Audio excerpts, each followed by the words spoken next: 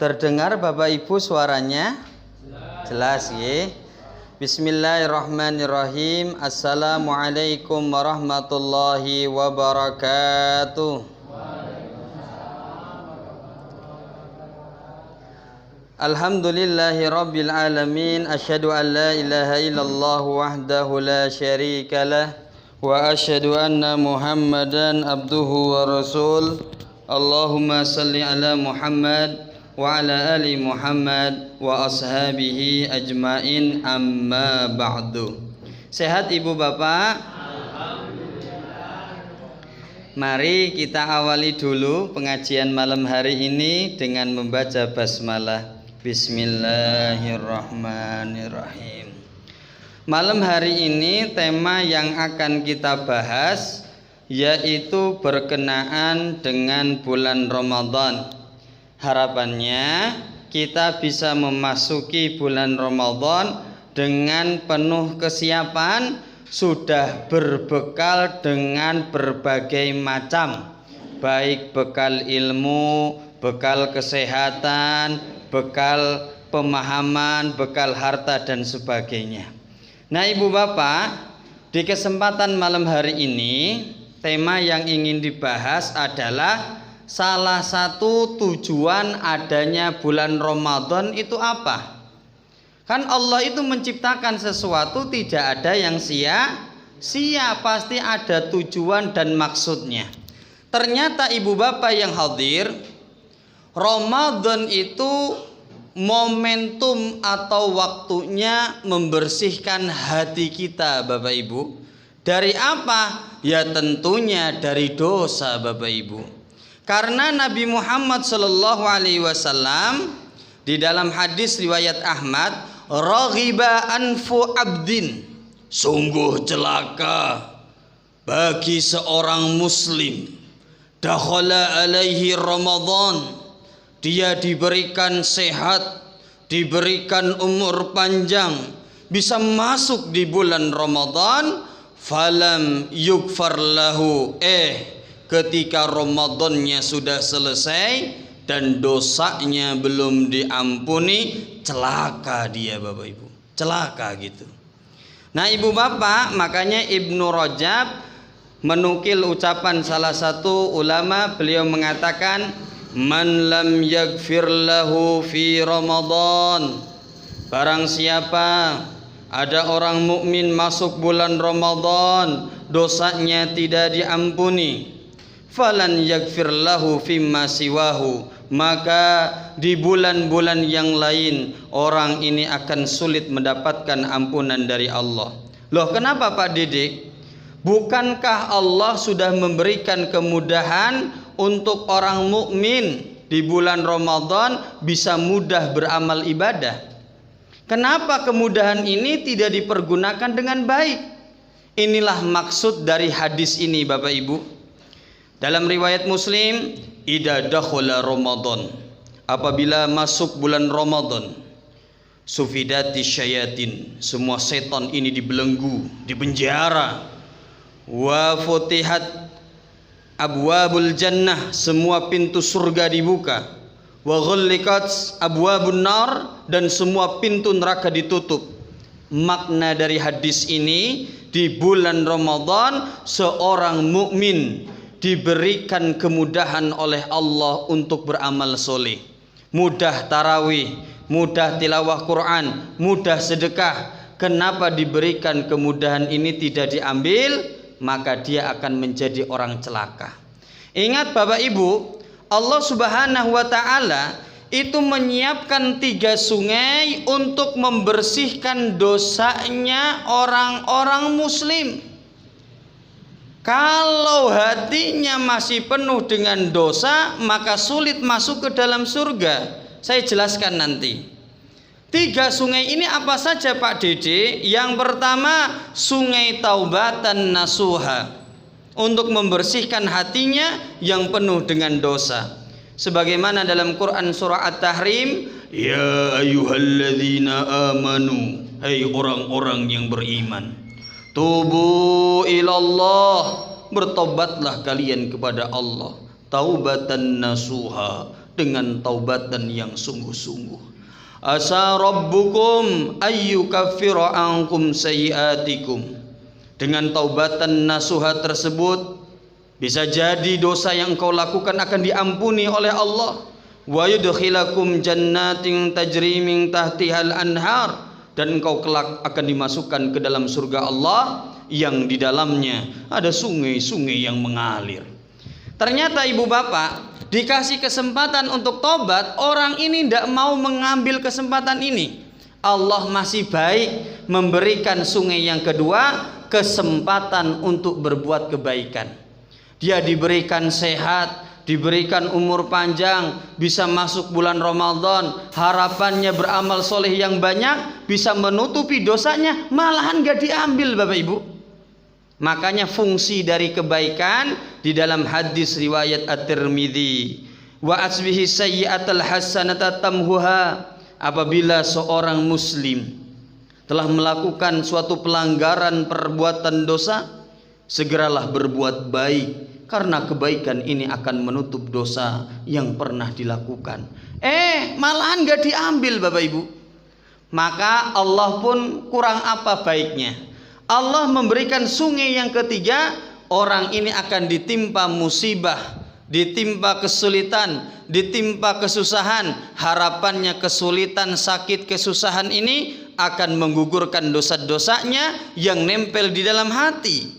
Kita sudah tahu semua, hatta saukati yusakuha illa kafarallahu biha min khotoyaya, sampai satu duri yang menusuk ke kakinya, maka sungguh musibah ini akan menggugurkan dosa-dosanya. Nah ibu bapak yang insya Allah dirahmati oleh Allah, qadarullah orang ini Pak Dede seumur-umur yo tahu loro Pak, sehat terus. Ada ndak Pak? Paling mentok sakitnya gerung masuk angin dikeroi mari ngono. Seumur-umur orang ini ndak pernah tobat, ora tahu pengajian, ora tahu neng masjid. Kemudian disuruh amal soleh pun tidak mau. Tarawih yo ora gelem, sedekah yo ora gelem, poso yo ora gelem.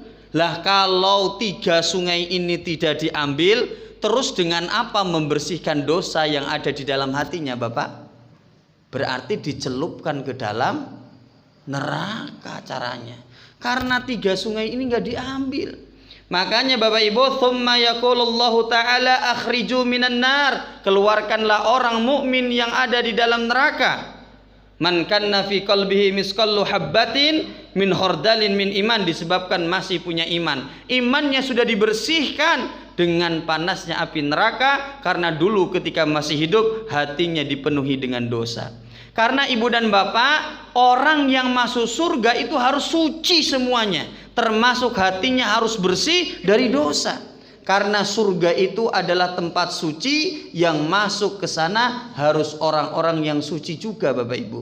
Makanya kalau jenengan besok masuk ke dalam surga golek WC kaya saya tadi mau, ya ora enek. Jenengan nggak usah repot-repot bawa entror stop Pak, ra mungkin mules ning kono. Ra mungkin beseren juga Bapak Ibu. Di dalam riwayat Bukhari, la yabuluna, orang yang masuk di dalam surga mereka tidak akan pipis. Wala yataghawatuna, tidak mungkin BAB. Wala yatfuluna, tidak mungkin pilek, flu, buang ingus, itu tidak mungkin. Wala yamtakhituna, tidak akan meludah. Itu juga tidak, karena surga itu suci. Terus gimana Pak Dede? Sehat terus, bahagia terus, makan minum lap sudah penuh keringetan, bau minyak misik, kemudian lapar lagi, ora enak. Makanya kenikmatan surga itu disebut kenikmatan hakiki Bapak Ibu, kenikmatan yang tak terbatas Bapak Ibu. Nah ibu bapak yang insya Allah dirahmati oleh Allah, kita ini sebagai manusia nggak ada yang sempurna ya Bapak Ibu. Kata Nabi Muhammad SAW di dalam hadis yang diriwayatkan oleh At-Tirmidzi, kullu ibnu Adam khata'un wa khairul khata'ina tawabun.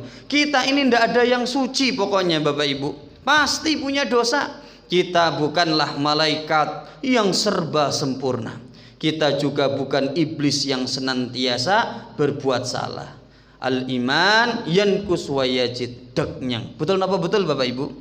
Makanya kita tidak boleh merasa paling baik sendiri, kita tidak boleh merasa paling takwa sendiri, kita tidak boleh paling suci sendiri. Inilah Quran surah An-Najm ayat 32, fala tuzakku anfusakum huwa a'lamu bimanittaqa. Janganlah kalian merasa paling baik, merasa paling suci, merasa paling bertakwa, karena Allah lah yang paling tahu di antara kita siapa yang paling bertakwa. Bisa diterima Bapak Ibu nggih?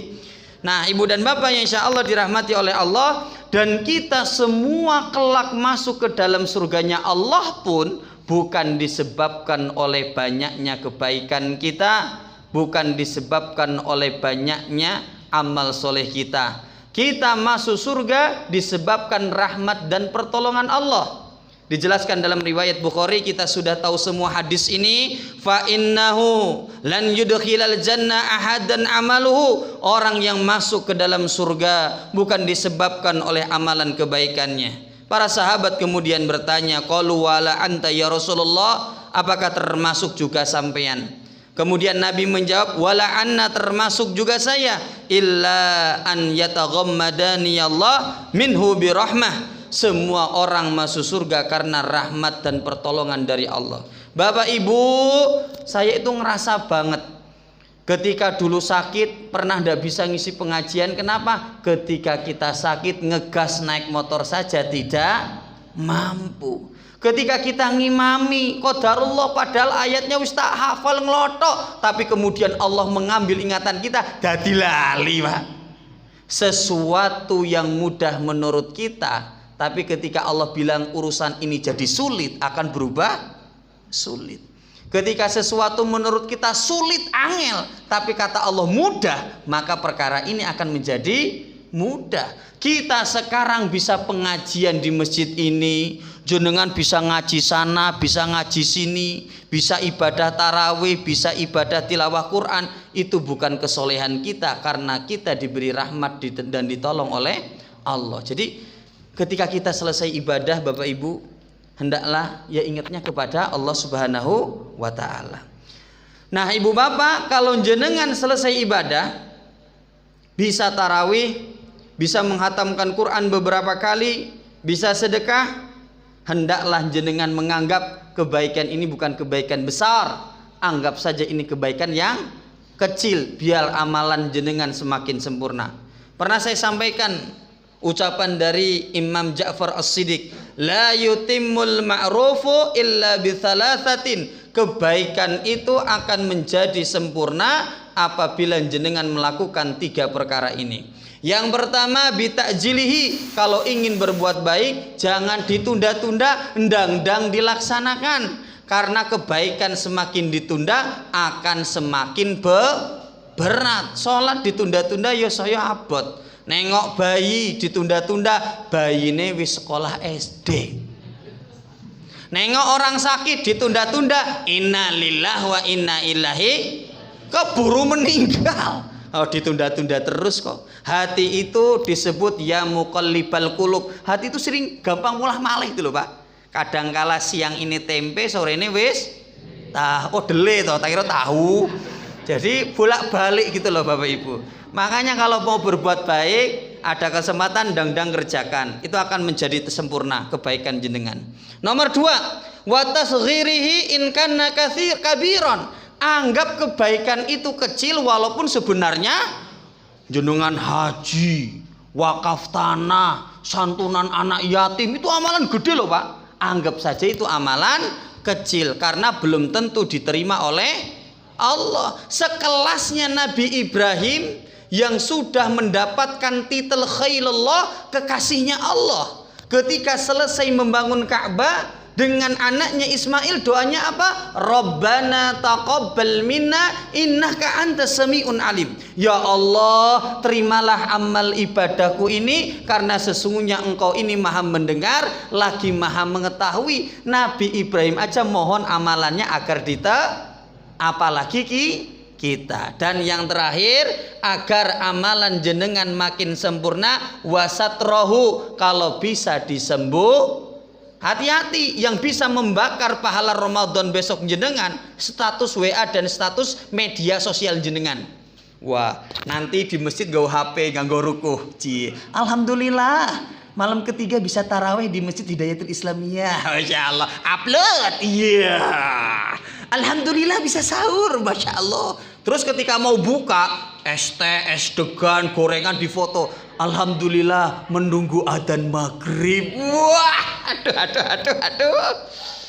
Padahal kata Imam Ja'far As-Shiddiq, wasatrohu, disembunyikan lebih baik. Jadi tidak usahlah nanti foto-foto menu makanan berbuka puasa gitu ya Pak. Niatnya apa? Kalau jualan tidak apa-apa. Monggo diterima open order gitu ya.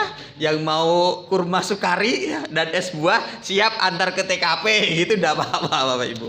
Nah Ibu Bapak, jadi misalnya nanti jenengan alhamdulillah diberikan istiqomah oleh Allah.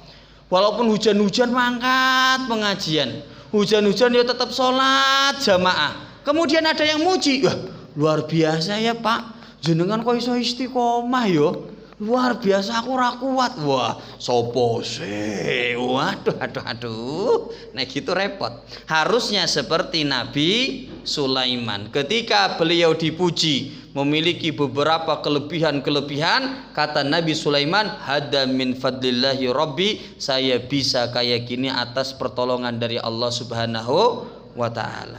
Nah Ibu Bapak yang insya Allah dirahmati oleh Allah, pengajiannya sampai jam berapa ini ya Pak? Wah 9 kelamaan Pak kayaknya. Ikan sepat, ikan gabus, pokoknya makin cepat makin bagus. Nah Ibu Bapak, terus kenapa Pak Dede kok orang ini itu bisa berbuat dosa? Saya lagi bikin materinya, yaitu kenapa orang-orang ini melakukan perbuatan dosa besar, tetapi saya menggunakan pendekatan bukan pakai ilmu agama Bapak Ibu, tetapi pendekatannya menggunakan sosiologi kriminal yang ditopang dengan dalil-dalil agama. Wah keren ini kayaknya. Ini insya Allah nanti kalau udah jadi tak sampaikan di beberapa masjid daerah Sudimoro ini. Karena di dalam sosiologi kriminal, orang itu melakukan pelanggaran ada 4 teori. Nanti saya kalau sudah jadi saya share. Nah Ibu Bapak, kenapa orang itu bisa berbuat dosa? Ada pertanyaan kemarin di Masjid Al-Mu'awanah, Pak Dede, katanya iblis itu kalau bulan Ramadan kan di penjara, di kerangkeng. Kenapa banyak orang yang masih berbuat dosa? Nenghek ketok sikile ngono ya. Ternyata Ibu Bapak, orang berbuat dosa kan ada 2 faktor. Faktor dari dalam, ada faktor dari luar. Kalau faktor dari luar itu disebabkan oleh godaan iblis tadi. Dalam Quran surah Al-A'raf ayat 16 sampai 17, qala fabima agwaitani la aqudanna lahum siratal mustaqim. Ya Allah, karena Engkau telah mengecap aku menjadi hambamu yang hina, aku dendam. Pokoknya aku akan menyesatkan semua anak keturunan Adam. Tsumma la'atiyannahum min baina aidihim. Aku akan menggoda mereka dari arah depan. Aku akan iming-imingi mereka dengan nikmatnya dunia sehingga lupa menunaikan hak-haknya Allah. Kemudian wa min khalfihim, aku goda manusia ini dari arah belakang. Aku lupakan mereka dengan adanya kematian. Dia sangka hidup itu akan selamanya. Wa an aimanihim, ya Allah aku akan goda manusia dari arah sebelah kanan. Aku akan berikan kepada mereka kesombongan karena sudah bisa berbuat kebaikan. Kemudian wa an samailihim, aku akan goda mereka dari arah sebelah kiri. Aku berikan kepada hati mereka kenikmatan berbuat dosa. Kemudian wala tajidu aktsaruhum syakirin, ya Allah Engkau tidak akan menemukan orang yang baik kecuali jumlahnya sedikit. Jadi orang berbuat dosa, faktor yang kedua itu dari setan. Nah, faktor yang pertama godaan internal dari dalam dirinya, yaitu ketika dia nurutin hawa nafsu. Maka jawaban yang saya sampaikan kepada jamaah Masjid Al-Mu'awanah, kenapa bulan Ramadan masih ada orang yang berbuat dosa padahal iblis itu di kerangkeng? Karena dia masih menurutin hawa nafsu. Hawa nafsu itu tidak dikerangkeng. Makanya puasa itu bisa merangkeng hawa nafsu. Ketika seseorang berpuasa, maka aliran darahnya itu pada menyempit dan setan itu bisa mengalir lewat aliran darah ternyata. Nah ibu bapak, walau syi'na la rafa'nahu biha. Banyak orang yang oleh Allah mau diangkat derajatnya, mau dimuliakan, walakinnahu akhlada ilal ardi, tapi tidak jadi gara-gara orang ini tamak terhadap dunia, wattaba'a hawa, dan suka nurutin hawa nafsu. Orang itu ketika puasa memang iblis dikerangkeng, tapi kan tamak sama hawa nafsu masih berkeliaran di dadanya. Betul apa betul? Makanya ibu bapak hati-hati dengan orang yang tamak terhadap dunia. Itu lebih mengerikan daripada seekor serigala. Pernah saya sampaikan, madzibani ja'iani ursila fi ghanam. 2 ekor serigala yang kelaparan dilepaskan di sekelompok kambing, bi afsadalaha min hirsil mar'i alal mali wa sarafi lidinihi. Lebih berbahaya orang yang tamak terhadap dunia menggunakan nilai-nilai topeng-topeng agama, Bapak Ibu. Itu lebih mengerikan. Makanya ibu dan bapak yang insya Allah dirahmati oleh Allah, orang ini kalau sudah terlalu cinta terhadap dunia itu tidak mungkin kenyang. Kayak orang minum air laut, tidak ada habisnya. Laukanal ibnu Adam wadiyani, seandainya anak Adam ini diberikan 2 lembah yang berisi harta, maka labtagha thalithan, pasti dia minta lembah yang nomor 3, karena 2 ini tidak cukup Bapak Ibu. Wala yamla'u jawfa ibnu Adam, dan orang ini tidak akan bisa pernah kenyang nurutin dunia illa turab, kecuali mulutnya harus dimasukkan turab, tanah Bapak Ibu, baru dia itu kenyang alias mati. Makanya Syekh At-Tantawi beliau berkata, seandainya ada orang yang diberi tubuh sekuat Hercules, diberikan 2 gunung emas, dan diberikan 10.000 wanita, orang ini tuh tidak akan bakal puas Pak. Kalau misalnya masih ada satu perempuan yang belum dia nikahi, pengen dinikahi Bapak Ibu, tidak akan puas Bapak Ibu. Nah ibu bapak yang insya Allah dirahmati oleh Allah Subhanahu Wa Taala.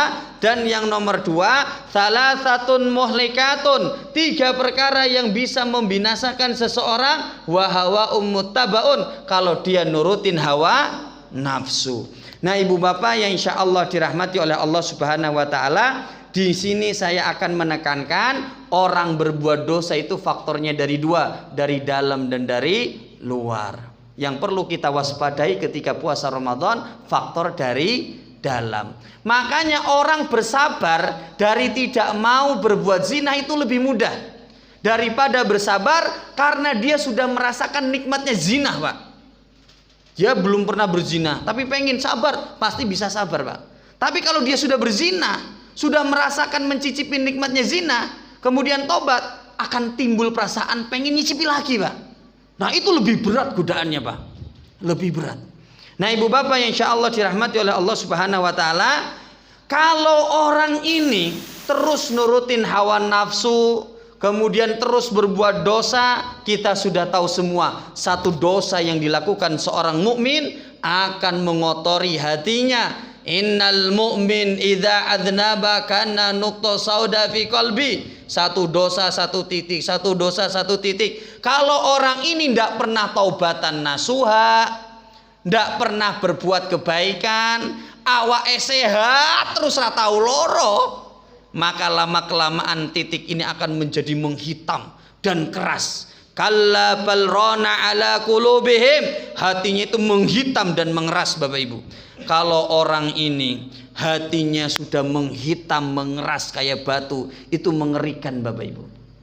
Apa yang terjadi bagi orang-orang Islam yang dia ini senang menuruti hawa nafsu kemudian berbuat dosa sehingga hatinya penuh dengan noda hitam dan mengeras hatinya?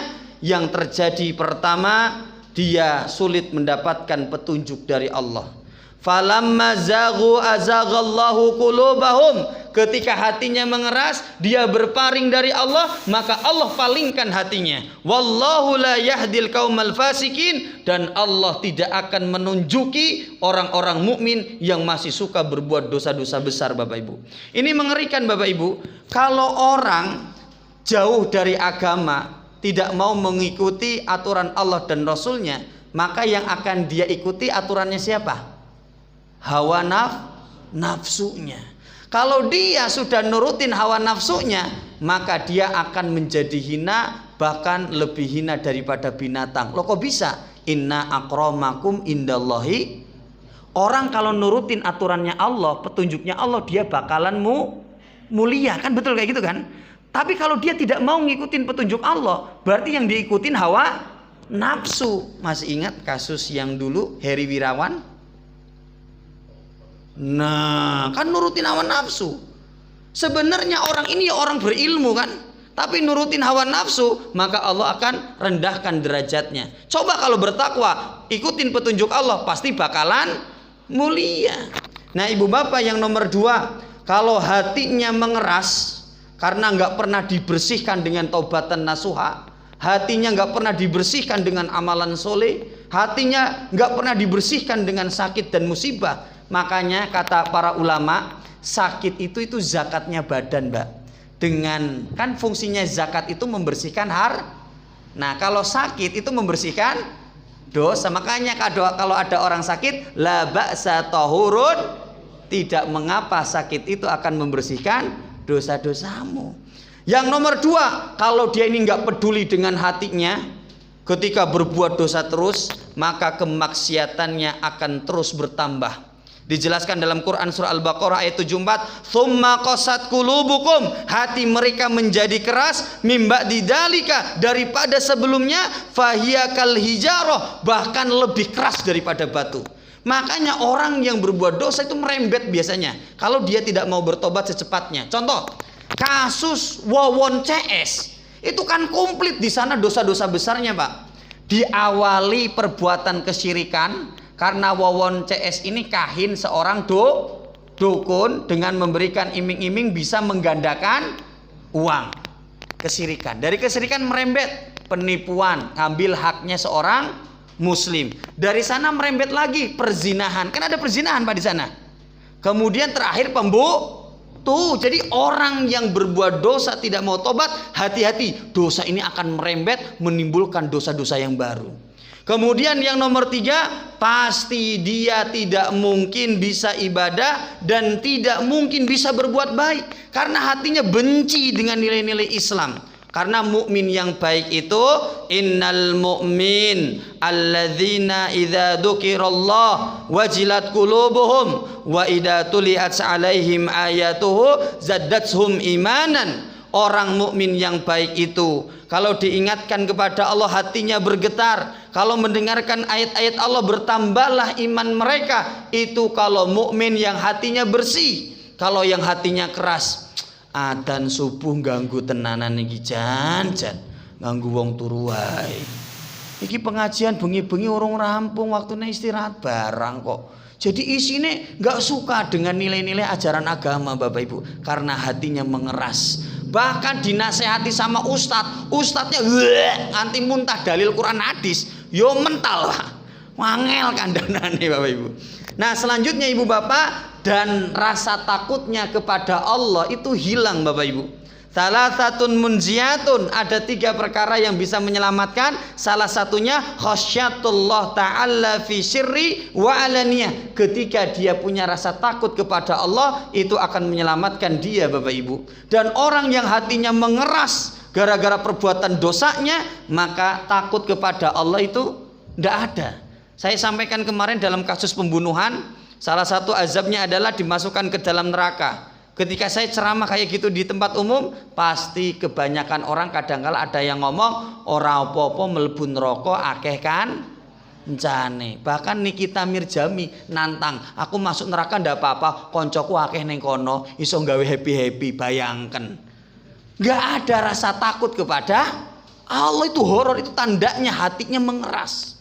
Selanjutnya nomor 3 Ibu dan Bapak, hati-hati. Kalau orang ini tidak peduli dengan kondisi hatinya yang penuh dengan dosa, tidak mau dibersihkan pakai taubatan nasuha, tidak mau dibersihkan dengan amal kebaikan, tidak dibersihkan dengan musibah dan sakit, maka kalau hatinya hitam dan mengeras, saya jamin sifat buruknya akan keluar semua. Fa'alhamaha fujuraha wa taqwaha. Manusia itu bisa jadi malaikat, artinya senang berbuat baik, tapi bisa juga jadi iblis. Ketika orang ini hatinya mengeras penuh dengan dosa, pasti saya jamin sifat buruknya keluar, syahwatnya keluar. Wah, nek wong wedok ayu langsung ngeces Bapak Ibu. Neng Facebook, neng IG sing diet sing wong ayu-ayu kabeh. Dia nggak bisa ngontrol syahwat itu, nggak bisa. Kemudian nomor 2, pasti temperamental Pak, ngamuan pasti. Orang yang hatinya keras pasti ngamuan, gampang tersinggung. Kemudian nomor 3, sombongnya luar biasa, merasa dirinya lebih baik daripada orang lain. Nomor 4, kemudian kalau dia melakukan semua perkara, pokoknya mengharapkan pujian dan penghargaan dari manusia. Nomor 5, dia pasti akan tamak dan rakus terhadap duniawi Bapak Ibu. Kemudian yang nomor 6, dia akan dengki ketika orang lain hidupnya lebih beruntung, hidupnya lebih baik, dia merasa tidak suka. Ketika dia ingin ibadah, pasti malesnya luar biasa. Dan ketika mau ibadah, pasti suka menunda-nunda. Jadi nomor 5, kalau ada orang mukmin tidak memperhatikan kondisi hatinya yang penuh dengan dosa, sifat buruknya akan keluar. Makanya tugas Nabi Muhammad itu membersihkan hati umatnya dari perbuatan, dari kotoran dosa. Mana dalilnya? Al-Jumu'ah ayat 2 kita sudah hafal semua. Huwaladzi ba'atsa fil ummiyina rasulam minhum, dan Allah lah yang telah mengirim seorang rasul dari golongan kalian. Yasluna alaihim, rasul ini membacakan ayat Al-Qur'an kepada kalian, wa yuzakkihim. Nah, saya sengaja yang blok di warna kuning.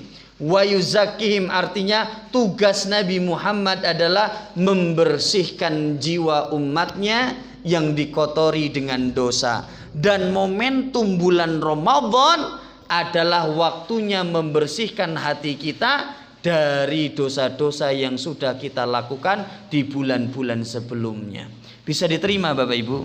Jadi ketika besok kita masuk di bulan Ramadan, salah satu poin yang harus kita ingat, saya masuk di bulan Ramadan, salah satu tujuannya membersihkan hati saya dari berbagai dosa yang pernah saya lakukan.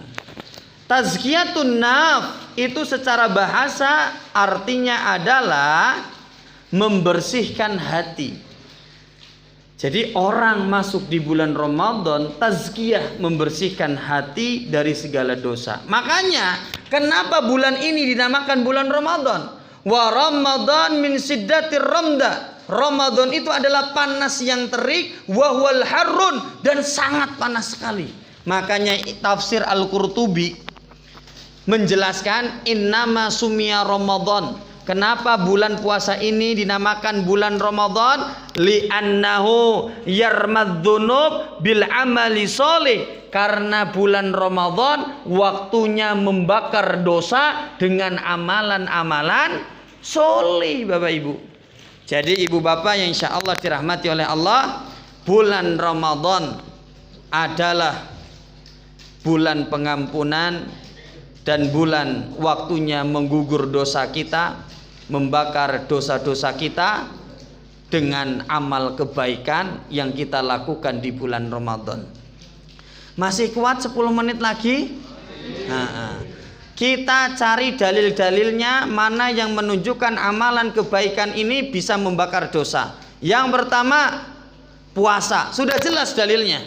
Man shomma Ramadan, barang siapa yang berpuasa di bulan Ramadan imanan wahtisaban, dengan penuh keimanan kepada Allah dan mengharapkan pahala dari Allah, ghufirallahu ma taqaddama min dzanbi, itu dosanya diampuni. Berarti puasa itu bisa membakar dosa. Tapi tidak semua orang puasanya bisa membakar dosanya. Ada yang puasa cuman mendapatkan alju wal atos, rasa lapar dan rasa haus.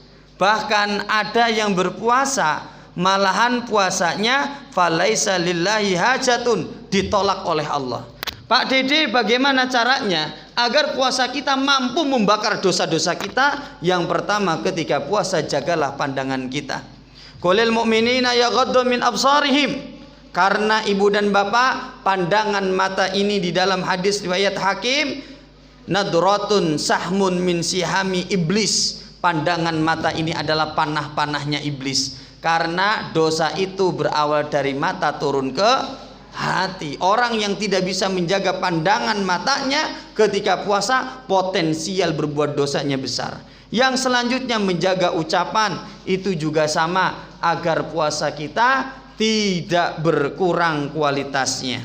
Ibu dan bapak yang insya Allah dirahmati oleh Allah, lanjut nomor 2, karena tinggal beberapa menit lagi selesai. Ramadan, kenapa disebut bulan Ramadan? Karena bulan ini waktunya membakar dosa dengan amalan kebaikan. Termasuk tarawih yang kita lakukan, ini membakar dosa kita. Man qamma Ramadan imanan wahtisaban ghafirallahu ma taqaddama min dzanbi. Barang siapa di bulan Ramadan dia tarawih dan hatinya penuh dengan keimanan loh Pak. Karena tidak semua orang datang ke masjid hatinya penuh dengan keimanan dan mengharapkan pahala dari Allah. Dia datang ke masjid tarawih karena ada bapak mertuanya di rumah. Wow, pakai aku nek ora tarawih. Jadi utek-utek ke masjidnya bukan karena iman, tetapi pekewo. Jadi barang siapa yang sholat tarawih gara-gara keimanan dan mengharapkan pahala, ghafirallahu ma taqaddama min dzanbi. Tuh, ternyata sholat tarawihnya bisa membakar dosa-dosanya. Nah ibu bapak yang insya Allah dirahmati oleh Allah, tapi dengan syarat jenengan tarawihnya berusaha khusyuk. Karena orang sholat itu pahala yang didapatkan berbeda-beda ternyata. Innar rajul la yansarifu wa ma kutiba lahu illa usru. Ada yang sholat cuman mendapatkan 1/10 pahala dari sholatnya. Tus'uha ada yang 9, ada yang 1/8, ada yang 1/7, ada yang 1/6, ada yang 1/5, ada yang 1/4, sampai thulutsuha nisfuha, ada yang 1/3 sampai 1/2. Loh kok bisa? Karena ketika sholat tingkat kekhusyuan orang tuh beda-beda. Ada yang 20% itu khusyuk, 80%-nya ngelamun setoran BRI Kur misalnya. Atau jadi ketika salam, ya Robbi saya cuman khusyuknya 20%-nya, pahalanya cuman 1/20-nya itu ya.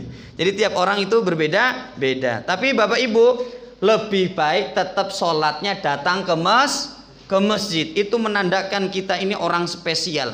Innama ya'muru masajidallah. Orang yang mampu memakmurkan masjid, man ammana billah, adalah orang yang di dalam hatinya ada keimanan yang kuat kepada Allah. Makanya para sahabat zamannya Umar bin Khattab, kalau sholat tarawih itu 20 rakaat dan membaca surah Al-Ma'in dari kata mi'ah yang artinya 100.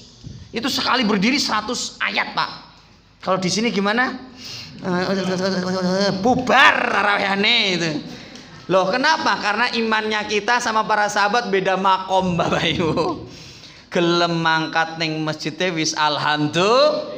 Ingat pernah saya sampaikan, nek mau dowo-dowo itu ada 2 faktor. Pertama, kalau lingkungan mendukung, contoh di lingkungan pondok pesan.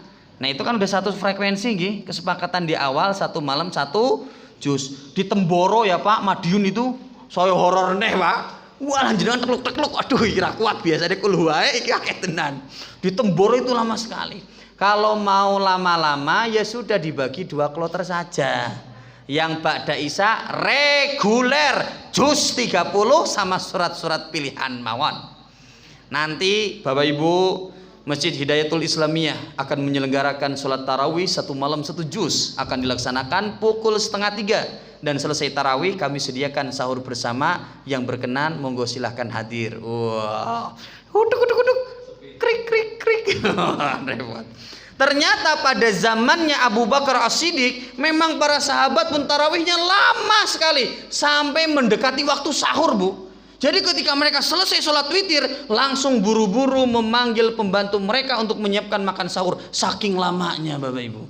Nah poin yang nomor 2, ternyata sholat tarawih di bulan Ramadan itu akan membakar dosa-dosa kita. Nomor 3, termasuk tilawah Quran Bapak Ibu.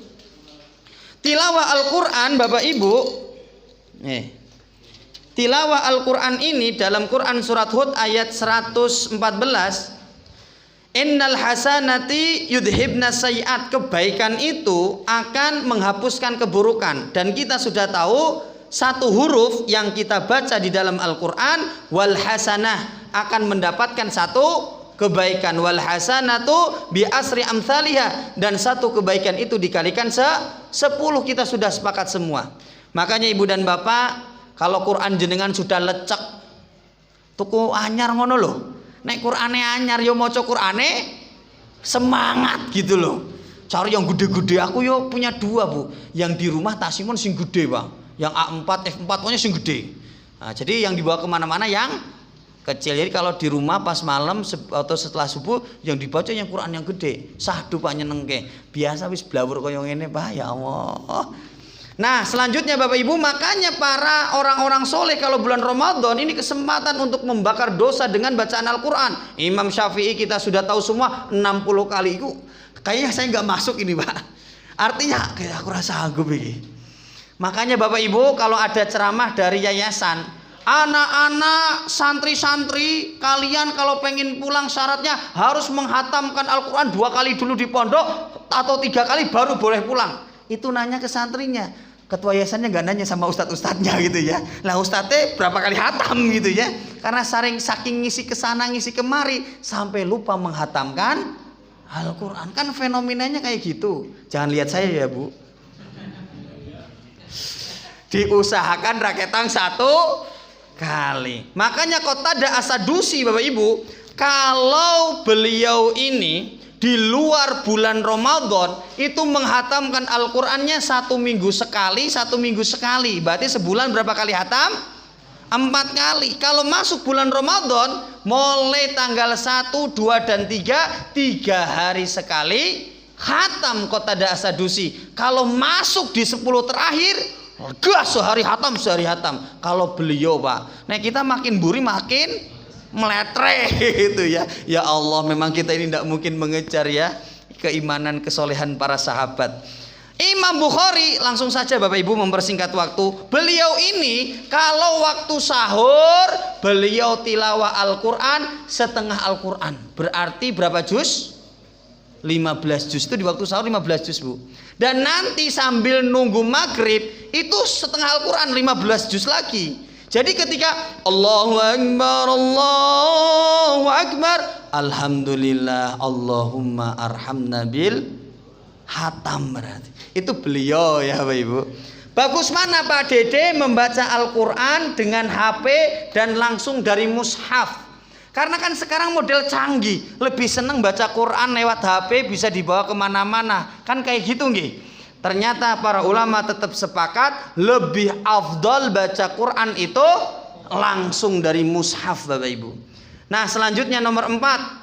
Kenapa disebut bulan Ramadan? Karena bulan ini waktunya membakar dosa dengan amalan soleh. Yang selanjutnya zakat fitrah dan infak yang jenengan lakukan di bulan Ramadan ini sudah pasti akan membakar dosa jenengan.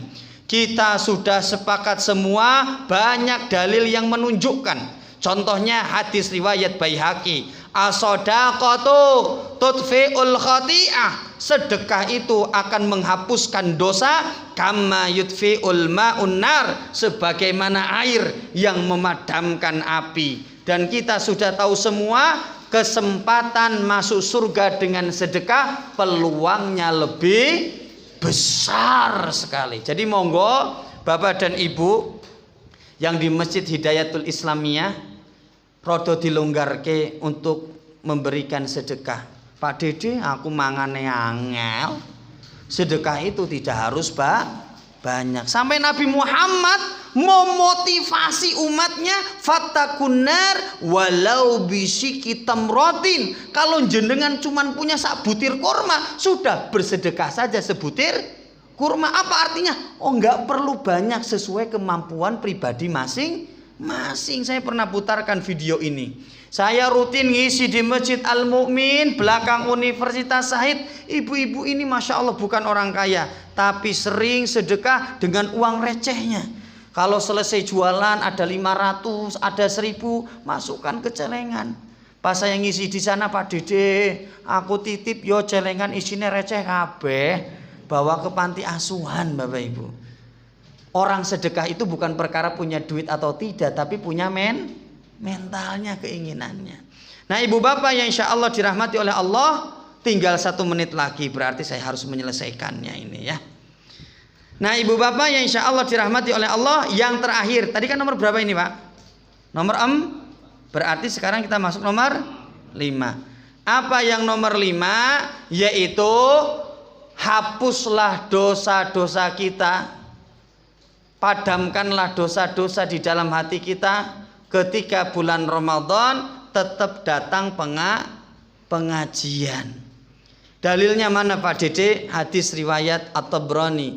Majalasa kaumun, tidaklah sebuah kaum berkumpul yadhkurunallah, mereka berkumpulnya adalah dengan niat mengingat Allah dengan cara pengajian atau tilawah. Fayakumuna hatta yuqalu lahum, maka orang ini ketika berdiri para malaikat akan berdoa, Qumu qad ghafarallahu lakum dunubakum, berdirilah kalian karena sesungguhnya dosa-dosamu sudah diampuni oleh Allah Subhanahu wa taala. Jadi duduknya kita pengajian ini mendatangkan magfirah, ampunan dari Allah Subhanahu wa ta'ala. Makanya Nabi memberikan janji pasti, man salaka tariqan yaltamisu fi ilma sahalallahu tariqan ilal jannah. Orang yang semangat datang masuk ke pengajian menandakan orang ini akan diberikan kemudahan masuk surga, karena ketika pengajian dosa yang menempel di hatinya diampuni oleh Allah Subhanahu wa ta'ala. Jadi ibu bapak, kesimpulannya adalah alhamdulillahirabbil.